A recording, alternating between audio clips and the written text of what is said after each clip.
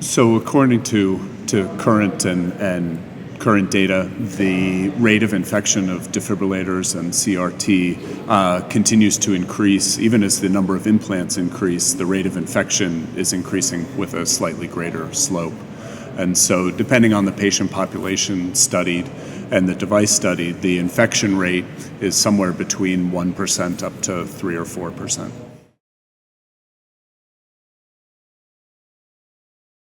So device infections are a huge health problem for the patient who has one and consequently an economic problem. A typical patient with a pocket infection will end up admitted to the hospital for somewhere from 3 days to 2 weeks and be on IV antibiotics from 2 weeks to 6 weeks.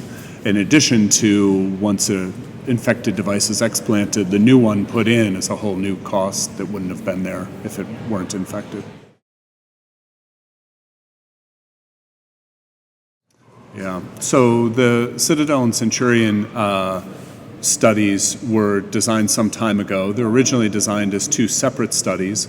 One was the Citadel study for ICD generator changes, and they're both registry studies, and the Citadel was designed to be compared to historical comparison group, whereas the Centurion was for CRT generator changes and was supposed to be case-matched controls from each site as patients were enrolled in the study. And those two enrolled for several years at 55 sites in the U.S. and closed after once 1,000 patients were enrolled between the two of them, and they had 3-month results on the 1,000 patients, which showed at that point a much lower infection rate in the group as compared to the historical controls. So what was presented here today was the 12-month results for combined Citadel and Centurion as compared to the historical comparator. And in that, the infection rate in the comparison group was about 2.2%. That was based on the publication of Gould et al., which looked at ICD generator changes in the setting of the generator recalls, and that was about 2.2%. The rate that we found in Citadel and Centurion with over 1,100 patients was a rate at a year of 0.44%, so a strongly significant result.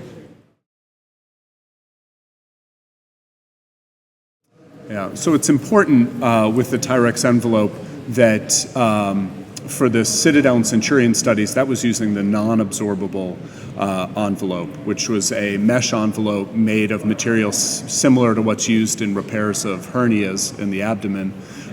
It's impregnated with rifampin and minocycline, which are two antibiotics that slowly elute out over a couple of weeks in the pocket, and that eliminates, or at least presumably greatly decreases the risk of infection. And so that's what was used in the study. It's important to note that now there's a second generation of envelope that's absorbable. It still has the minocycline and rifampin, but the envelope is absorbed over a couple of weeks. So there's nothing left there after that time. In terms of use of the envelope, there are differing schools of thought of when to use it. Infection, there are clearly patients at higher risk for infection, such as those with who've had a prior infection, those who have end-stage renal disease or substantial renal insufficiency, those on chronic steroids, or those with diabetes. And also generator changes tend to have a higher risk than de novo implants. CRT patients have a higher risk than ICD patients. And so for me, that line for use on a clinical basis, I certainly use envelopes in everyone who's had a prior infection or has end-stage renal disease or has a CRT device, and often on patients with diabetes or chronic steroid use.